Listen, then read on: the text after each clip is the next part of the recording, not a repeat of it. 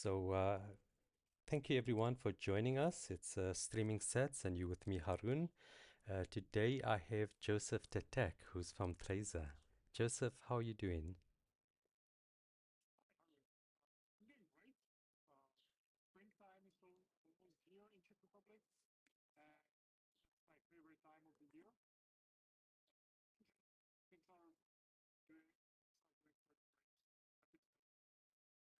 Fantastic. What would you like to talk about? Do you do more work with Trezor Academy, or is yours more focused on Trezor itself?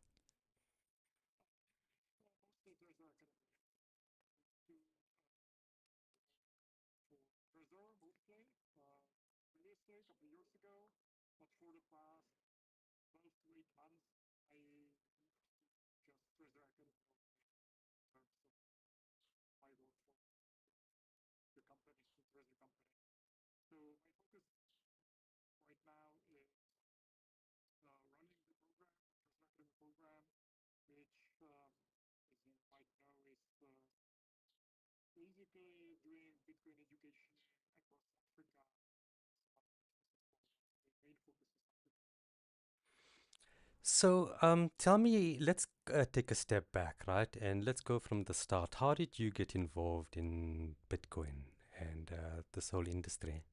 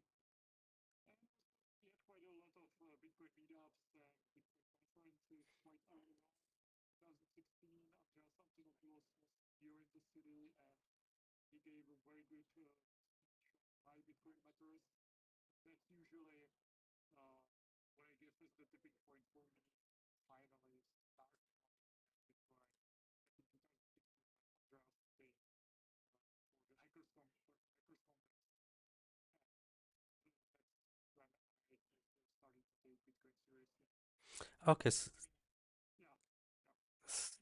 so let me see if I got this straight, right? As part of your economics education, you were introduced to the Mises School and the Austrian School of Economics, and that already primed you to a monetary system that's based on hard money with a cap.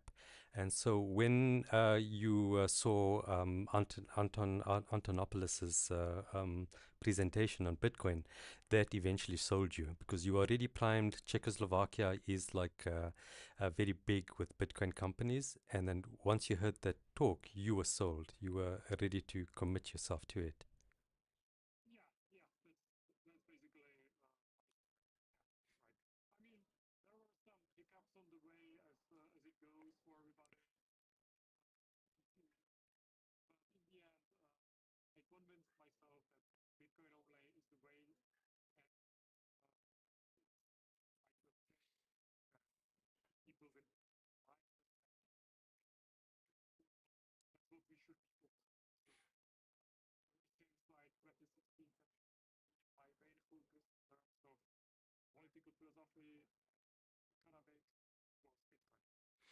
Okay. Do you mind just giving me a sec? Okay. I'm not sure if I actually got you on an audio. So Hmm. now I'm certain I've got you in an audio. So we're not gonna repeat, but we may have been silent all this time. Well, you being silent all this Right. time. Okay. So Yeah. maybe just briefly a repeat for the if people weren't aware. Just briefly go over again, like how you were orange build yourself. Yeah, of course. And yeah, that's a very correct term. I orange pilled myself because that is the only way to orange pill someone. Everybody needs to convince themselves that Bitcoin matters. So the brief story is I had a very good exposure to the Austrian School of Economics during my university studies. Later on, um, I had a good fortune to hear Andreas Antonopoulos live when he came to Prague in 2016. He had a very good speech on why Bitcoin matters and like why we should basically get involved. And after that, 2016, 2017, I started to take Bitcoin much more seriously. And ultimately, it also led to me writing my book on Bitcoin, Bitcoin Separation of Money and State. I wrote the basics of that book in 2020. And in 21, it was published in Czech. And I believe in 22 or 3, it was published also in English. And that's like my main book that I use now in my educational activities to, to convince themselves that Bitcoin matters. Okay, earlier on when the audio was off, you mentioned there were a few hiccups along the way. Were those hiccups like getting involved in other altcoins and things like that, or something else? Yeah, that's precisely it. So I did some like altcoin trading, some leverage trading. It didn't go well. So I learned my lesson. I think it was a very important lesson for me that led me to like the Bitcoin only mindset, and also to like the strong understanding of like why self custody matters. So I think these are the two main elements for people that are new to Bitcoin. Just focus on Bitcoin and take self custody, because otherwise you won't survive. Basically, you will get wrecked on shitcoins. You will get wrecked on leverage trading, and you will get wrecked if you hold your Bitcoin uh, with custodians, with exchanges like FTX, BlockFi, and stuff like that. It's all really bad news. And even like the exchanges, they always look good. And it always just, it basically happens just once that they get, that they go under. So it doesn't matter that there are exchanges that have been running without any major fail for 10 years, because it can take just one day and everybody's wiped out on that exchange. So really take self-custody seriously and take possession as soon as you can, because if you own the private keys to your Bitcoin, that is the only way to actually own Bitcoin. If you only have like a login credentials for your exchange, you don't own the Bitcoin. And a lot of people learn the hard way. So you should learn from our mistakes, people that have been around for years. So I'm trying to instill that these two ideas, Bitcoin only and self-custody, into the newcomers, and hopefully a lot of people will hear this message. Yeah, I'm actually very bad because I've got your device. I won it in one of the courses that is run here in South Africa for Trezor, but I haven't actually moved my funds to this hardware wallet. How difficult is it for a layperson to install the software and start using this product that you guys are selling? It's very straightforward at this point. It used to be the case that you needed some technical understanding, like working with the hardware wallets, but the UX has improved so much in the past couple of years. So Trezor usually is considered one of the best like user-friendly wallets. It's just, let's say, like a plug and play device. You just plug it in and it will basically navigate you in terms of what you have to do next. So you go to the website, Trezor.io, you download the Trezor Suite, which is like the companion app for the wallet. And then you are basically walked through the whole setup. You get all critical like information about writing down the seed and how you should do it, how you should not do it. You shouldn't take like a digital copy, and all of that is explained like during the onboarding. And the whole onboarding, like setting up the hardware wallet, takes maybe 20 minutes. So you should just have a little bit of patience, but it doesn't take like a half a day. So just set up maybe like half an hour for set aside like a half an hour for setting up the device. Take it slow, make sure you understand everything, but it will pay off in the long run, because that is the only way to actually own your Bitcoin, to have it on a hardware wallet. Okay, brilliant. Thank you. So tell me a bit more about like why you decided to focus on education and the work of Trezor Academy. Yeah, so I strongly believe that Bitcoin is one of the most important developments of our time. As an economist, I think that the nature of money that we use is uh, it touches everything that we do in a society. Sometimes, and I really like that that saying that like money is half of every transaction that we do. And the nature of money is very, very important as to how the society looks, what's the societal time preference in terms of how we plan towards the future, or how we prefer to basically spend everything at once. So where I'm getting at is it's really critically important for us to have like sound money in like our societies. Uh, and Bitcoin is the best opportunity for us to return to the sound money society. We used to have money when we use gold and silver, like the commodity money, because these are scarce and you need money to be scarce for multiple reasons. And Bitcoin is our best shot at getting there, at getting to sound money again. But it like doesn't happen by itself. For Bitcoin to succeed, we need Bitcoiners. This change goes like it happens through people that are using Bitcoin. And to get there, to start using Bitcoin, you just need to understand what Bitcoin is about, how to use it, because it's a little bit different type of money from what we are used to right now, because you need to take the self-custody, you need to um, like interact with it in a peer-to-peer fashion, preferably without the exchanges and stuff. So education is critical for Bitcoin to succeed. Uh, because a lot of people, for example, like as an example, a lot of people think they are using Bitcoin and they are getting the benefit of Bitcoin by buying an ETF.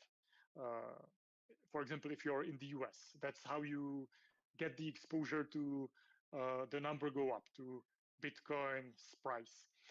But that will not ever lead to what I'm aiming for, which is Bitcoin as the sound money basis of our society, uh, because it's basically just using like a derivative of Bitcoin. It's not using Bitcoin itself.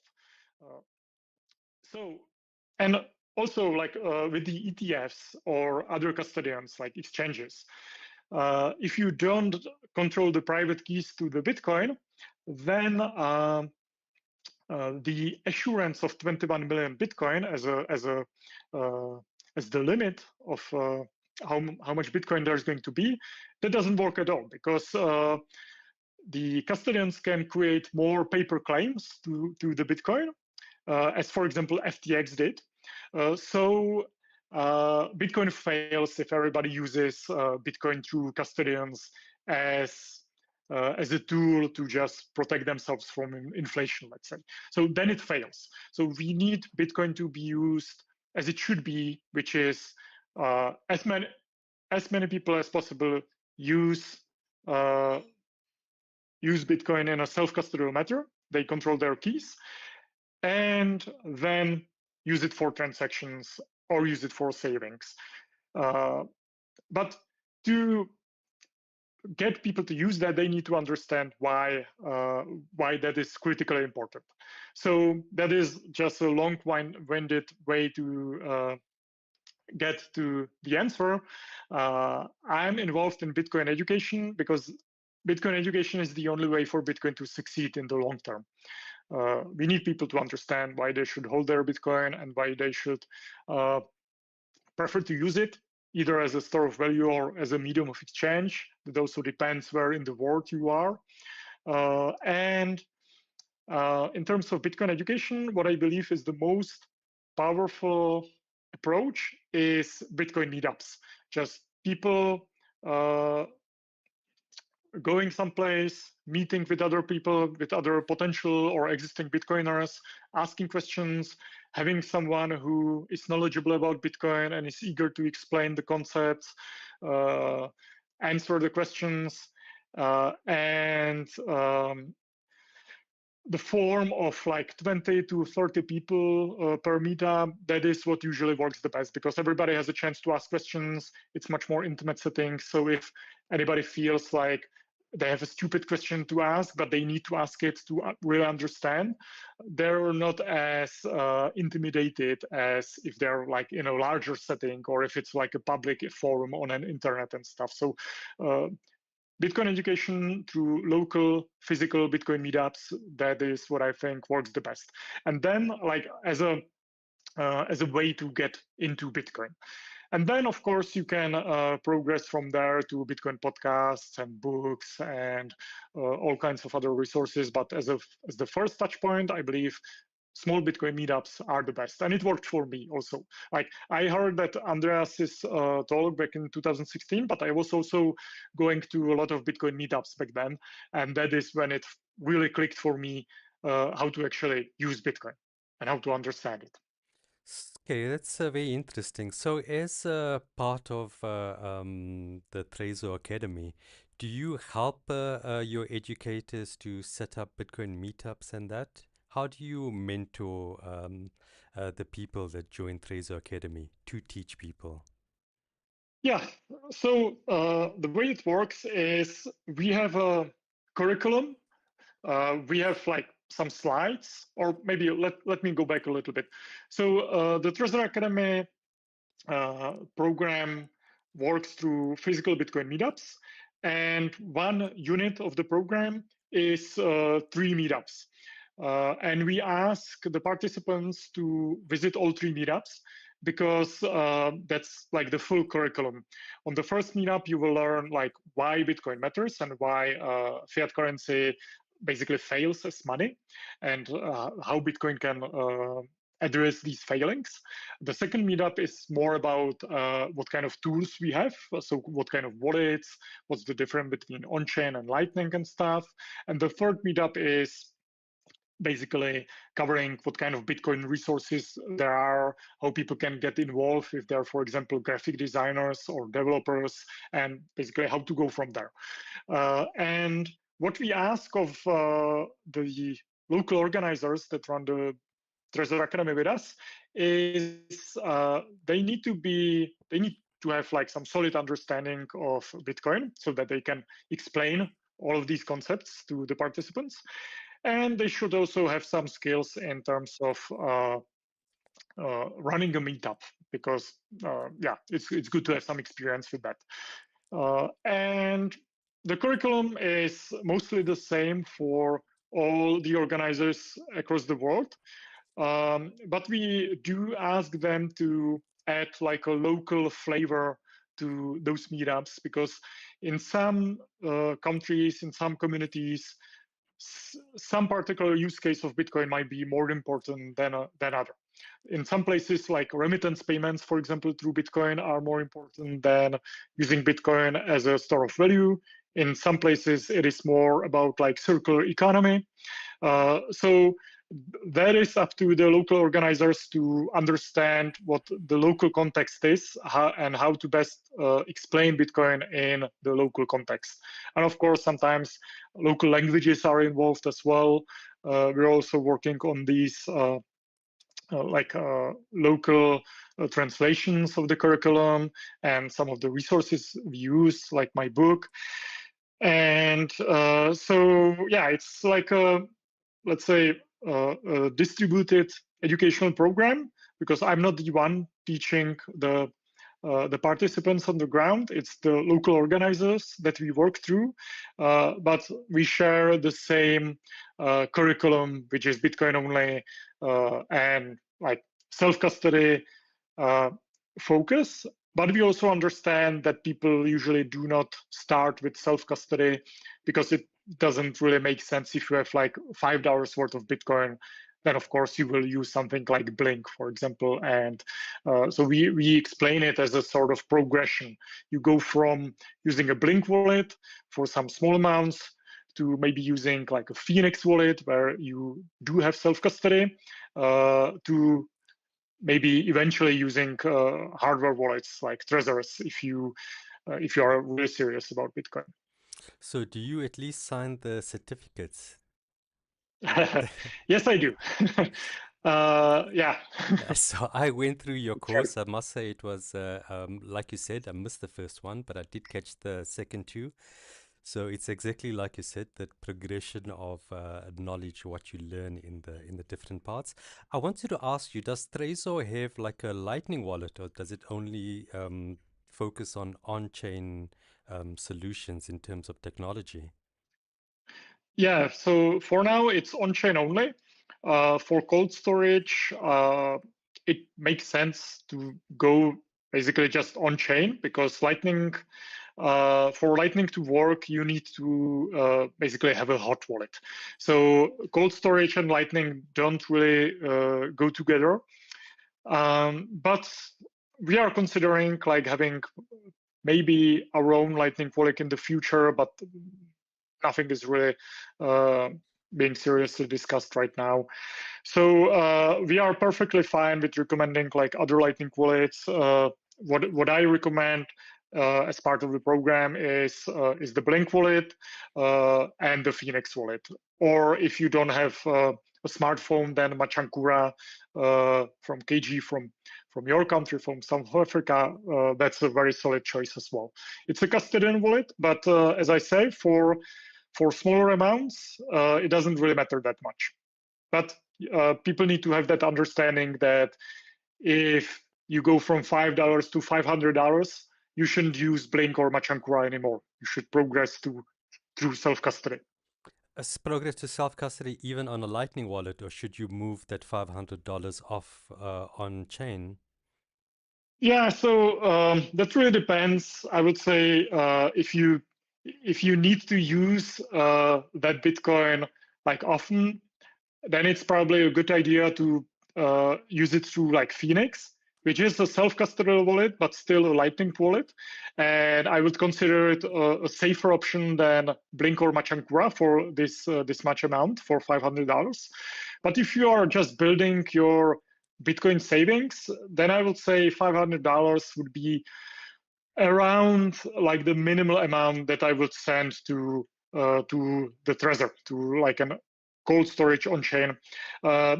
But usually it's best to think about the minimum values in terms of sats. So 1 million sats, 1 million Satoshi is usually the recommendation that I give, which would be around $1,000 now. That would position you better for possible high on-chain fees later on. But as I said, you need to basically get to that level of understanding so that you understand why you need to consider some minimum UTXO size and to understand how Bitcoin works under the hood in terms of UTXOs and transaction fees.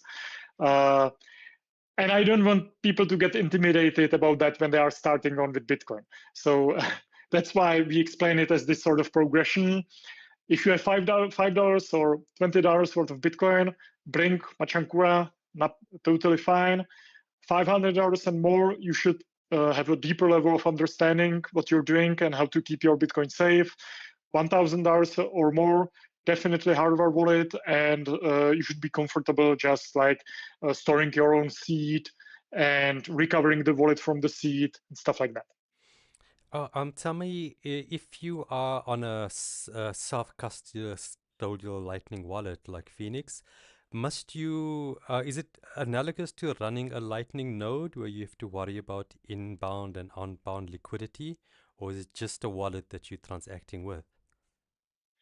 Yeah, so Phoenix, for me, is the best choice for people that don't want to handle the full Lightning channel management. Because as you said, there's like, you need to have that Lightning node online all the time. You need to handle the channel balance. You need to choose like the partners for your Lightning channels. And Phoenix or Async, who's running the Phoenix wallet, they do it all for you. So it's a very good choice for people that want to have self-custody on Lightning, maybe are handling like larger amounts of funds, like hundreds of dollars worth of Bitcoin, but they don't want the headache of managing the full Lightning infrastructure. You can do that, for example, with a Zeus wallet and just running your own node. I do that myself, like running the Zeus and Lightning node and handling the channel management. And I like it. It's a very nice learning opportunity. But I also use Phoenix wallet on my mobile phone as the main go-to Lightning wallet. And I think at this point, it's probably the best Lightning wallet out there if you want to have self-custody. You will pay some transaction fees for that as well. You need to pay like some setup fee when you are setting up the wallet, the Phoenix wallet for the first time, which is also why I recommend like Phoenix wallet for like higher, a little bit higher amounts than like a couple dollars worth of Bitcoin. If you have like $100 worth of Bitcoin, then it makes sense to use Phoenix. If you have less than $100, I would go with Blink or Machankura. Okay, got it. Thanks a lot for that. Does the Trezor Academy like go into that depth of this training, or is it more for the layperson? And you go as far as like, you know, teaching how to use a self-custodial Lightning wallet, but not so much how to run a node itself. Yeah, we don't cover running the Lightning node in the curriculum, but it really also depends on what kind of group gets together. So, for example, that's why I like how we run the Trezor Academy, because it's not one size fits all. So we have like we share the same curriculum, but the organizers can skip some slides or spend much more time on some particular slides if they feel like the group like needs it and if there are questions around it. So an example from a different content of the slides. There's just a little bit about Bitcoin mining, and for some students, Bitcoin mining might not be interesting at all. So they can basically just skip that, maybe explain a little bit about how proof of work works, but they can even skip it altogether. But for some groups, it might be the most important and the most interesting part of the whole Trezor Academy. So if the organizer like feels that and has the knowledge, they should like focus on that if they feel that's what the students are looking for. If, for example, the Trezor Academy is run at a local university and the university students have like some CS program, like computer science program, and are interested in that, maybe they will be more interested in running the Lightning infrastructure, and they should get into that then. So that's why I feel like how we run the Trezor Academy program is very powerful, because like the groups are different. We run the program both in like townships in very poor areas where people will have very different questions than if it is run at a university. So we do like touch on basically everything around like Bitcoin and using Bitcoin, but it is up to the organizer to select basically which fields they should dive more into based on like what kind of group they have. That's very nice. So you've like met up with a few people from my part of the country. I'm here in Johannesburg, and I think I saw the pictures of Michael Ratebe, Bitcoin in Soweto and in Randfontein. So some of your work is like being taught in the very area that I'm in. Actually, the course that I went to was taught by Michael Ratebe in BTC Soweto. So how do people like get involved with Bitcoin Academy? Say, for example, if I want to do run like a Trezor Academy here in Lenasia, how would I go about doing that? Yeah, so the best way is to go on the website, which is academy.trezor.io, and we have an application form for people that would like to get involved as organizers. And I review these applications from time to time. And also you can, like, if you do that, it's also a good idea to approach me directly, either, for example, through the Trezor Academy profile on Twitter or X. The DMs are open, so you can just introduce yourself, directly. Not you, Harun, because I know you already, of course, but for the listeners, yeah, you can fill the form.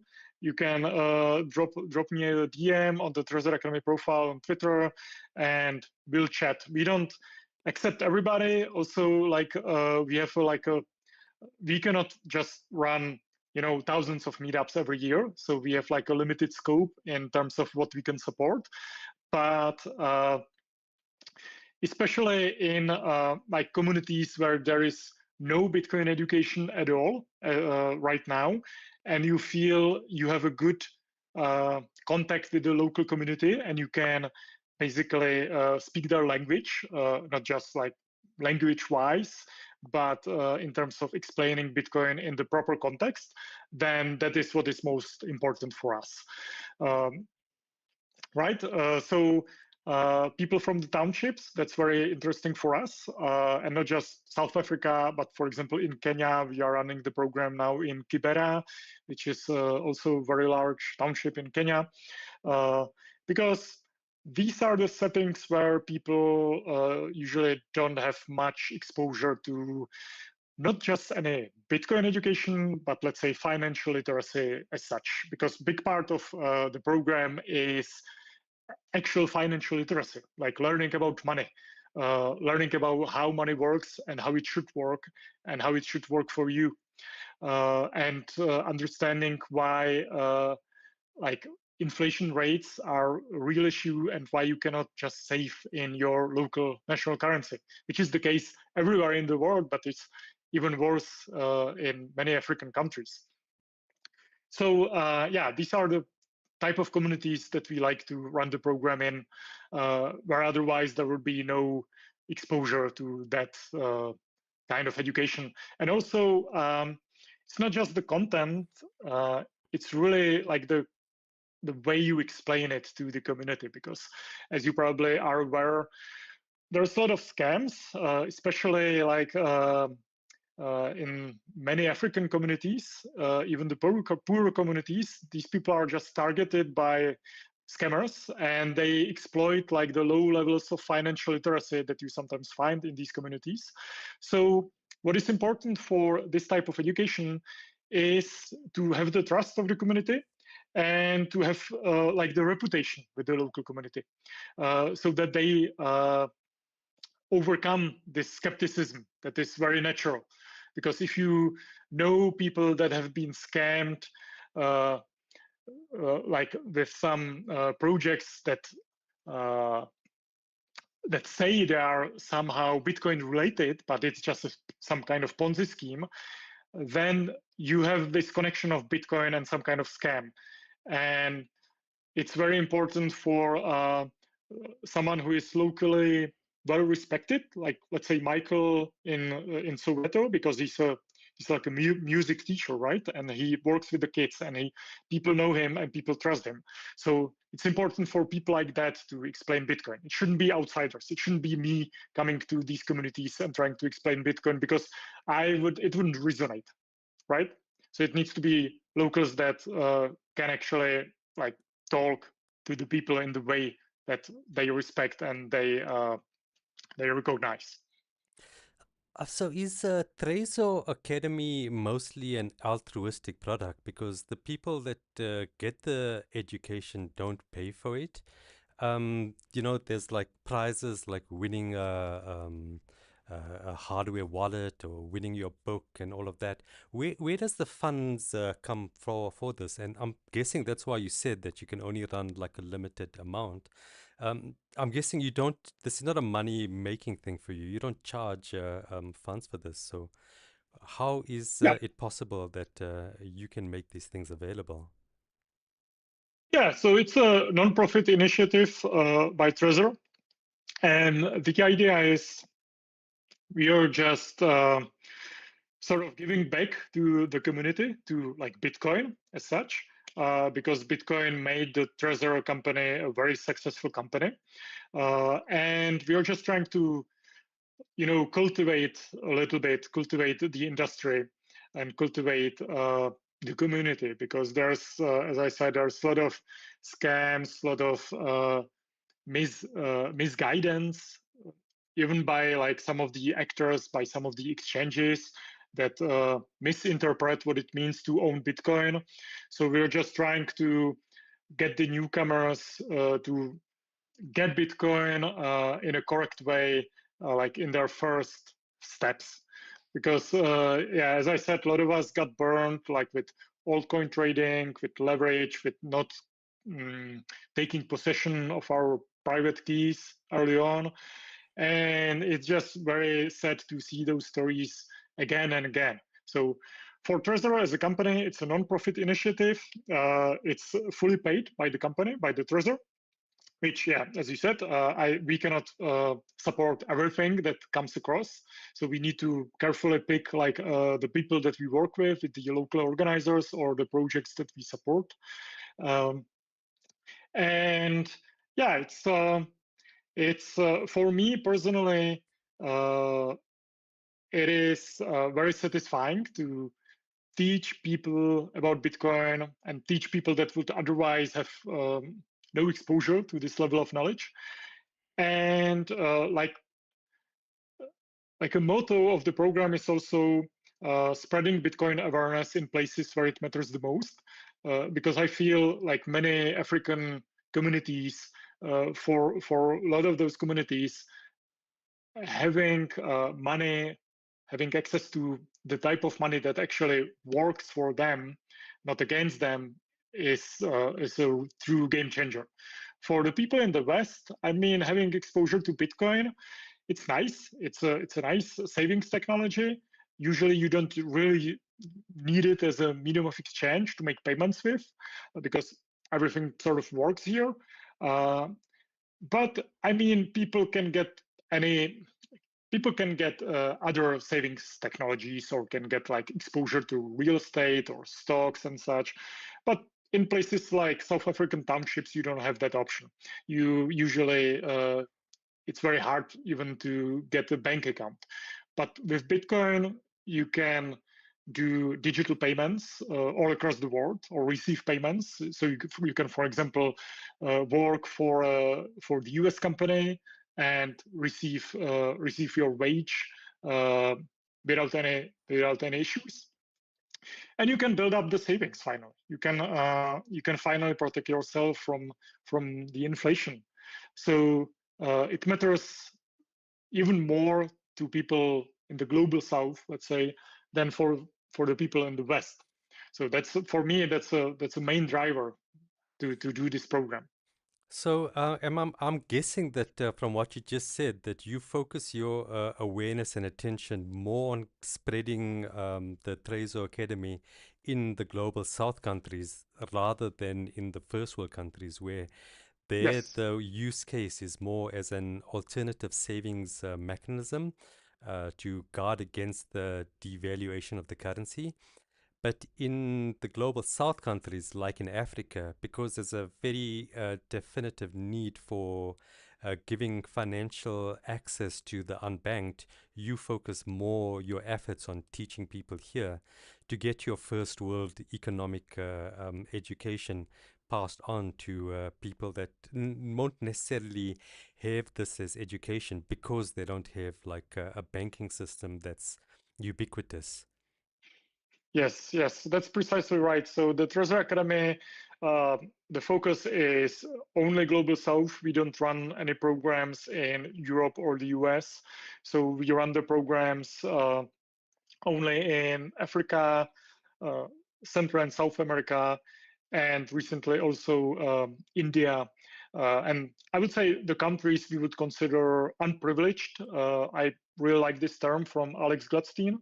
Uh, yeah, because we, like in the West, have this sort of financial privilege where we have the all kinds of digital payments means, Apple Pay, credit cards, and stuff.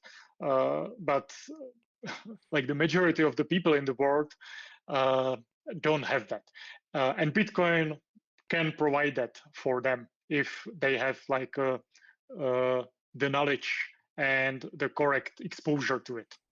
And so that is what we do with the Trezor Academy. Okay, brilliant. Well, I'm not going to keep you too long, Joseph. I really want to thank you so much for coming on my show. I would love to have you on another time. Maybe we can explore some more, talk some more about. I've got so many questions, as you can imagine. So I'd really love to have you on again. Yeah, it was a pleasure. You take care, and I'm going to send you the link to our conversation today, and I hope to see you again soon. All right. Thank you very much, Harun. Thanks, Joseph. Goodbye. Thank you. Thank you.